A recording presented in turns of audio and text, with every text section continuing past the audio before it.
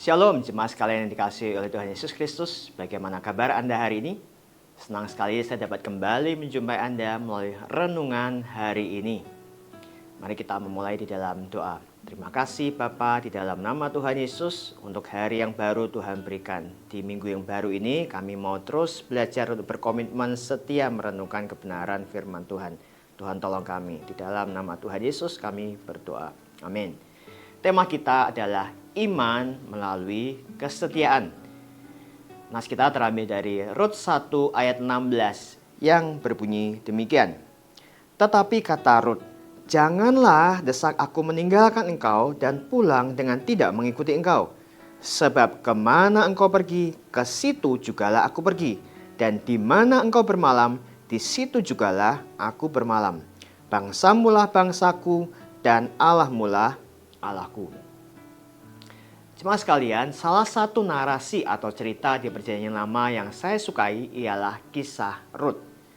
Rut adalah seorang perempuan Moab yang menikah dengan pria Yahudi bernama Kilion, putra dari Elimelech dan Naomi yang menetap di daerah Moab sebagai orang asing.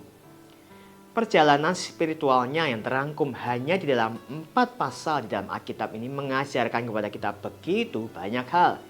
Di antaranya adalah mengenai iman yang diwujudkan melalui kesetiaan. Kesetiaan Rut diuji ketika suami, saudara suaminya, bahkan juga ayah mertuanya meninggal. Sehingga yang tersisa hanyalah dirinya, Orpa, kakak iparnya, dan juga Naomi, mertuanya. Masalah bertambah pelik oleh karena Naomi tidak punya anak lelaki lain untuk menjadi suami Rut. Oleh karena hukum Taurat Musa di dalam Ulangan 25 ayat 5 berbunyi, apabila orang-orang yang bersaudara tinggal bersama-sama dan seorang daripada mereka mati dengan tidak meninggalkan anak laki-laki, maka janganlah istri orang yang mati itu kawin dengan orang di luar lingkungan keluarganya. Saudara suaminya haruslah menghampiri dia dan mengambil dia menjadi istrinya, dan dengan demikian melakukan kewajiban perkawinan ipar. Itulah sebabnya bagi Orpa dan Rut hanya ada 2 pilihan.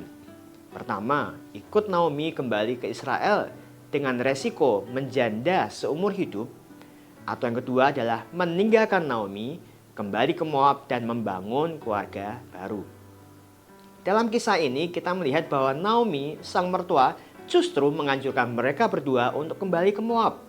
Dan hal inilah yang kemudian juga dilakukan oleh Orpa, kakak ipar Rut. Keputusan ini tentu bisa dipahami oleh karena pulang ke Moab lebih menguntungkan dan menjanjikan bagi masa depan perempuan muda seperti mereka. Lalu bagaimana dengan Rut? Rut memilih untuk tetap mengikuti mertuanya kembali ke Bethlehem. Perkataan Rut, bangsamulah bangsaku dan Allahmulah Allahku, bukanlah sekedar kesetiaan seorang menantu kepada mertuanya, namun sebuah komitmen dari seorang wanita keturunan Moab, bangsa yang tidak mengenal Allah, untuk setia dan menyembah Allah Israel yang juga disembah oleh Naomi. Rut rela untuk mengesampingkan segala ketidakpastian akan masa depannya, termasuk menjanda seumur hidupnya, demi hidupnya tetap berpaut kepada Allah.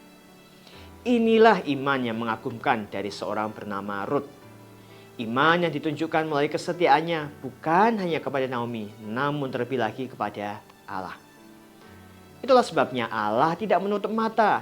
Ia memperhitungkan segala kesetiaan Rut, sehingga pada akhirnya Allah menyediakan Boas, saudara Naomi, sebagai suami Rut.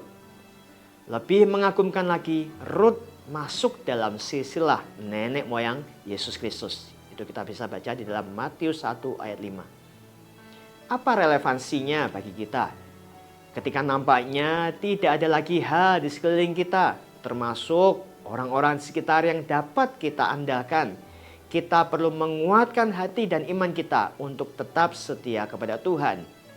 Kesetiaan Rut yang ia tunjukkan kepada keluarga, terlebih kepada Allah, menjadi teladan bagi kita, bahwa kepahitan hidup yang mereka alami oleh karena keputusan yang mereka ambil itu tepat untuk tetap beriman dan setia kepada Allah di dalam Yesus Kristus, maka Allah sanggup mengubahkan pada akhirnya menjadi indah. Amin.